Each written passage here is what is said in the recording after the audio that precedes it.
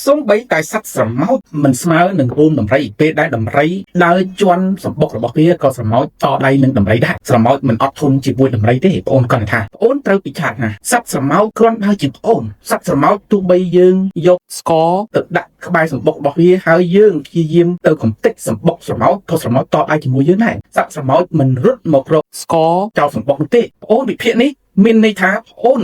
អន់ជាងសត្វស្រមោចទៅទៀតបងប្អូនស្ដាប់នឹងវិភាគពីការវិភាគរបស់កម្មនិថាសូបន្តិចក្នុងនេះខ្ញុំយក6ចំណុចរបស់កម្មនិថាសូដែលបានវិភាគពីរឿងចំនួនរវាងកម្ពុជាហើយនិងថៃឥឡូវសូមបងប្អូនទាំងអស់គ្នាចូលទៅមើលកម្មនិថាសូទាំងអស់គ្នាតែម្ដងនៅក្នុងចំណងជាងថាមានបងប្អូនបានសួរឯការដ៏ល្អបំផុតសម្រាប់ប្រទេសកម្ពុជាដើម្បីឲ្យបានឆ្ពោះទៅមុខនេះកម្មនិថាសូនិយាយពីផែនការដែលល្អបំផុតសម្រាប់កម្ពុជាបានឆ្ពោះទៅមុខក្នុងនោះកម្មនិថាសូបានលើក6ចំណុចការវិភាគរបស់កម្មនិថាសូឥឡូវខ្ញុំឲ្យបងប្អូនទាំងអស់គ្នាស្ដាប់ចំណុចទី1ដែលកម្មនិថាសូបាននិយាយកម្មនិថាសូនិយាយក្នុងចំណុចទី1ថាបញ្ឈប់ក្នុងការមានចំនួនជាមួយនឹងប្រទេសថៃយើងមិនអាចវាយខ្លាដែលខ្លាំងជាងយើងឆ្ងាយបានទេប្រទេសថៃបាននិយាយថាពួកគេនឹងសាងសង់របងប្រវែង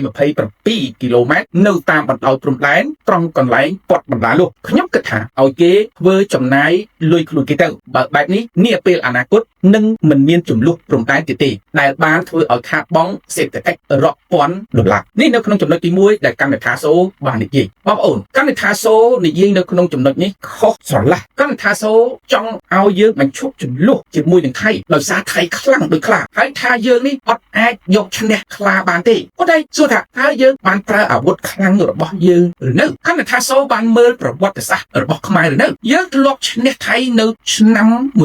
1962ដោយយើងប្រើអាវុធខ្លាំងរបស់យើងគឺតុលាការអន្តរជាតិ ICJ កាលនោះយើងអត់ទាន់មានអាវុធខ្លាំងទី2របស់យើងសន្ធិសញ្ញាទីក្រុងប៉ារីសថ្ងៃ23តុលាផងឥឡូវនេះគឺយើងមានអាវុធខ្លាំងមួយទៀតគឺសន្ធិសញ្ញាទីក្រុងប៉ារីសថ្ងៃ23តុលាហេតុអីបានជាហ៊ុនសែនអត់ប្រើហ៊ុនសែនមិនប្រើតុលាការអន្តរជាតិហ៊ុនសែនមិនប្រើសន្ធិសញ្ញាទីក្រុងប៉ារីសថ្ងៃ23តុលាឆ្នាំ1991ហ៊ុនសែនមិនព្រមចូលទៅក្នុងអនុសញ្ញាច្បាប់សមុទ្រអន្តរជាតិឆ្នាំ1982កាលនោះអត់មានអាវុធពីរបន្ថែមទៀតទេឥឡូវយើងមានអាវុធពីរបន្ថែមទៀតយើងមានតែអាវុធមួយតុលាការអន្តរជាតិក៏យើងអាចយកឈ្នះថៃបាននៅឆ្នាំ1962ទៅហើយឥឡូវនេះគឺយើងមានអាវុធខ្លាំងបន្ថែមពីរទៀតតាមនេះថាយើងមានសន្ធិសញ្ញាទីក្រុងប៉ារីសថ្ងៃ23តុលាឆ្នាំ1991ហើយយើងមានអនុសញ្ញាច្បាប់សមុទ្រអន្តរជាតិឆ្នាំ1982បើសិនជាយើងចូលទៅអនុសញ្ញាច្បាប់សមុទ្រអន្តរជាតិឆ្នាំ1982ហើយមានសន្ធិសញ្ញាទីក្រុងប៉ារីសនេះគឺថៃកាន់តែខ្លាចដែរគ្រាន់តែយើងគម្រាមសោះដែរប្រើតុលាការអន្តរជាតិក៏ថៃវាខ្លាចខ្លាំងទៅហើយប៉ុន្តែអ្វីដែលមានអកបាំងពីក្រោយហើយហ៊ុនសែនមិនប្រើអាវុធចំណុចទី2កម្មនិថាសូបាននិយាយថាបោះបង្គោលព្រំដែនទាំងអស់ដើម្បីទប់ស្កាត់ការយល់ច្រឡំនាពេលអនាគត40ឆ្នាំមកហើយវាល្មមដល់ពេលដែលកម្ពុជាបំពេញការងារនេះឲ្យបានចប់សពគ្រប់ហើយបើទោះបីជាយើងខាតបង់បន្តិចបន្តួចក៏មិនអីដែរគ្រាន់បើជានឹងបាត់បង់ធំធេងជាងនេះទៀតនាពេលអនាគតឃើញទេបងកម្មនិថាសូគាត់មិនមែនជាអ្នកវិភាគស្អីទេគាត់ជាអ្នកអានសារព័ត៌មាន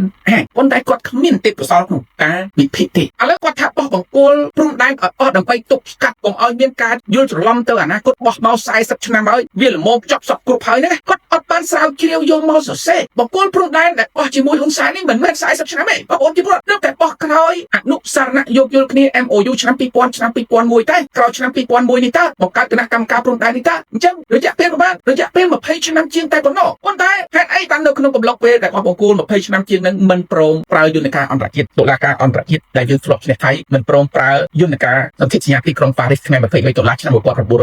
ងប្អូនយើងសួរកម្មនិថាសូវិញគាត់ថាបងអូនមុននឹងនិយាយបងអូនត្រូវគិតថាមនុស្សនៅលើពិភពលោកគេចេះស្ដាប់ភាសាខ្មែរហើយគេមានចំណេះដឹងច្រើនជាងបងអូនឆ្ងាយណាស់បងអូនក៏មានជំងឺតួឯកគិតថាបងអូននិយាយទៅគេយល់ស្របតាមបងអូនណាបងអូនគាត់ថាបើពួកហ៊ុនសែនណាអាហ្នឹងគេអាចយល់តាមបងអូនដោយសារបងអូនយកសម្ដីនេះគឺដូចជាសម្ដីហ៊ុនសែនដែលចង់បានទេព្រោះហ៊ុនសែនក៏ចង់បានចឹងរាល់ថ្ងៃនេះហើយបងអូននិយាយហ្នឹងគឺហ៊ុនសែនប្រកាសជាពេញចិត្តដែរពួកហ៊ុនសែនប្រកាសជាពេញចិត្តឥឡូវខ្ញុំចូលចំណុចទី3ចំណុចទី3បន្តអនុញ្ញាតឲ្យធ្វើពាណិជ្ជកម្មនឹងប្រទេសថៃដូចដែលខ្ញុំធ្លាប់បាននិយាយកាលពីមុនកន្លងទៅនោះអញ្ចឹងមិនថាប្រទេសជិតខាងណាក៏ដោយឲ្យតែបញ្ឈប់ក្នុងការធ្វើពាណិជ្ជកម្មជាមួយនឹងគ្នានោះវានឹងឈានទៅរកផ្លូវសង្គ្រាមព្រោះតែបាក់ ផលប្រយោជន៍ពីគ្នាទៅវិញទៅមកប៉ុន្តែក្នុងនាមជាប្រជាពលរដ្ឋមានសិទ្ធិមិនចាំបាច់ត្រូវការទិញផលិតផលទាំងអស់នោះទេប្រសិនបើមិនចង់តែបើអ្នកណាគេចង់សុំគុំទៅធ្វើបាបគេអីបងប្អូនយើងឃើញកម្មថាសូវិភាគគាត់ឲ្យតម្លៃពាណិជ្ជកម្មនឹងធំជាងផែនដីនៅលើโลกនេះណាគេមិនឲ្យពាណិជ្ជកម្មនឹងធំជាងអធិបតេយ្យភាព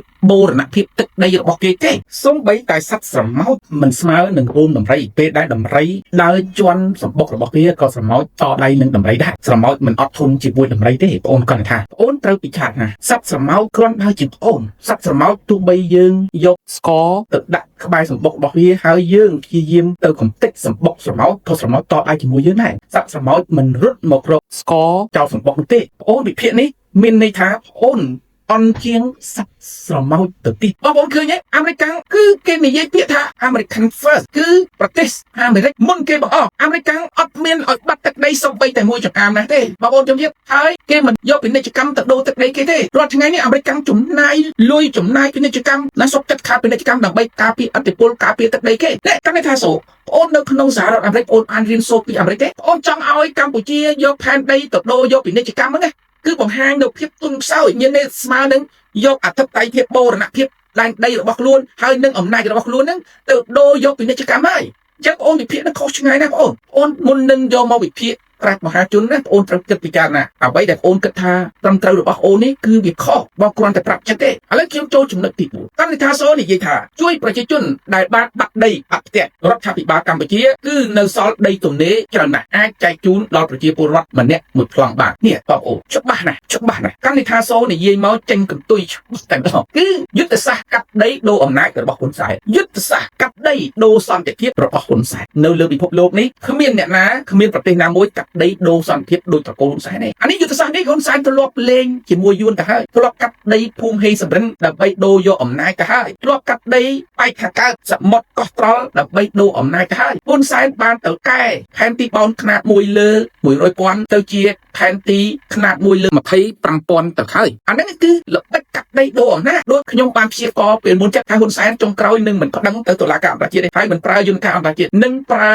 បាច់កាត់ដីដូរអំណាចនេះបងអូនគាត់ថាសូនេះគឺនិយាយចំណុចនេះគឺច្បាស់តែម្ដងគឺធ្វើឲ្យបងកាន់តែយល់ច្បាស់ថាបងអូនជានរណាពិតប្រាកដតែម្ដងឥឡូវខ្ញុំចូលទៅចំណុចទី5កម្ពុជាត្រូវតែដើរទៅមុខមិនថយក្រោយទេបើទោះបីជាយើងមិនអាចបំភ្លេចនៅប្រវត្តិសាស្ត្របានប៉ុន្តែបើយើងអាចរស់នៅក្នុងភាពស្អប់ខ្ពើមយើងមិនអាចរស់នៅក្នុងភាពស្អប់ខ្ពើមបានទេប្រសិនបើគូក្បាលយើងនៅតែដកជាប់ភាពស្អប់ខ្ពើមយើងគឺនឹងមិនអាចអភិវឌ្ឍខ្លួនឯងបានឡើយពួកយើងរួមគ្នាអភិវឌ្ឍសេដ្ឋកិច្ចកម្ពុជាខ្ញុំសួរថាកណ្ឌិថាសូវិញប្រជាពលរដ្ឋខ្មែររស់នៅក្នុងភាពស្អប់ខ្ពើមយ៉ាងម៉េចប្រជាពលរដ្ឋខ្មែរឥឡូវនេះគឺយួនគ្រាន់តែយួនធ្លាប់មកសម្លាប់ប្រជាពលរដ្ឋខ្មែរជាង3លាននាក់ឥឡូវយួនមកនៅក្នុងប្រទេសខ្មែររាប់លាននាក់សួរថាប្រជាពលរដ្ឋខ្មែរដែលទៅសម្លាប់ដែលទៅធ្វើទុកបុកម្នេញយួននេះសូម្បីតែយួនប្រជាពលរដ្ឋខ្មែរគាត់ឆាប់ភ្លេចណាគាត់មិនដែលរស់នៅក្នុងភាពស្អប់ខ្ពើមទេគាត់មើលទៅខាងមុខជានេះក៏ប៉ុន្តែក្នុងករណីសៀមឈ្លានពានខ្មែរនេះកណ្ឌិថាដីខ្មែរនៅប៉ុណ្ណឹងហើយស្គនថាចង់ឲ្យកាត់ឲ្យសៀមដូរនឹងពាណិជ្ជកម្មដោយកណ្ឌិថានិយាយណា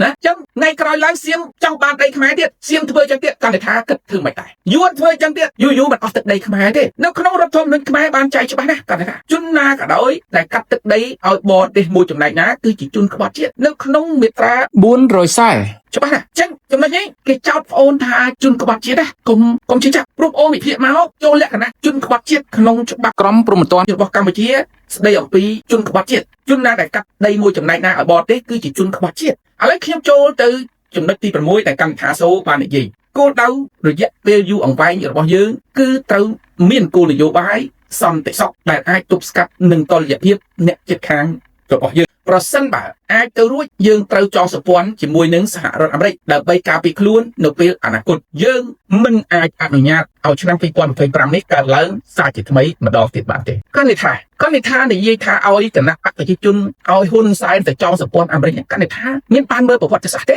បើហ៊ុនសែនទៅចងសម្ព័ន្ធជាមួយសហរដ្ឋអាមេរិកហ៊ុនសែននឹងអស់អំណាចកណ្ឌិថាបានមើលទេហ៊ុនសែនព្យាយាមបង្ខូចសហរដ្ឋអាមេរិកថាអាមេរិកជាអ្នកបង្កើតសង្គ្រាមធ្វើឲ្យខ្មែរមានសង្គ្រាមជាង2ទសវត្សរ៍គាត់ថាអាមេរិកគេទម្លាក់គ្រាប់បែកធ្វើឲ្យខ្មែររាប់សែនអ្នកស្លាប់ហ៊ុនសែន